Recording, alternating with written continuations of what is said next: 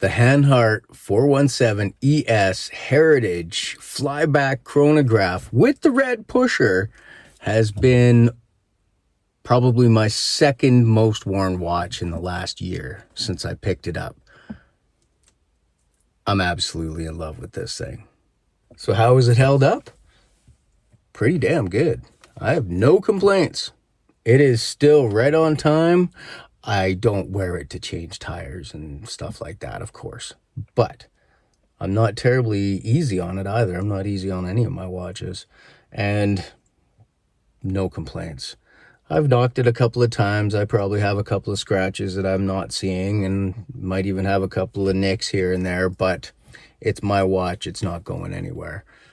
So, yeah, it is held up incredibly well. I have zero complaints whatsoever. I don't know if anybody really knows the story of or the reason why I purchased this watch or why I chose this one. For one, I've always been a Hanhart fan. I knew about Hanhart long before I started making watches. Always been a fan. Always loved Steve McQueen. Grew up watching him. So, shiza. Probably dated myself real good there.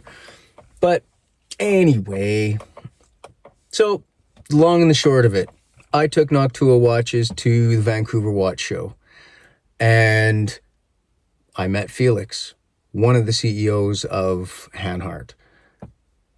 Our booths were actually side by side, so him and I talked quite a lot. He liked my watches, I love his.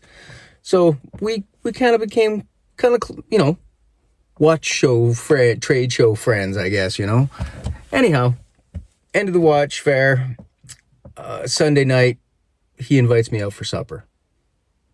I'm not going to say no. We have a wonderful evening. Me, him, a few other people. It was absolutely delightful.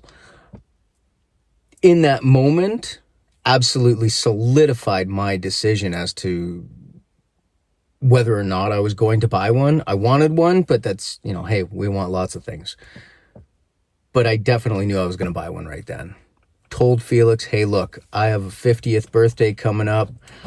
I would like something to mark the occasion, as well as marking the occasion of starting the watch company, taking it to Vancouver Time Show, a whole bunch of just, box ticking.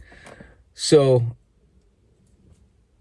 he helped me pick the watch, the exact watch that I wanted. Excellent service, direct from the CEO. Come on, does it get any better as far as that goes? And I haven't been happier. I love this watch.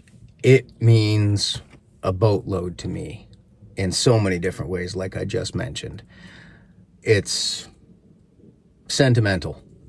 This is one of those I don't know if I'll ever get rid of it watches. It's it was a mini grail anyway.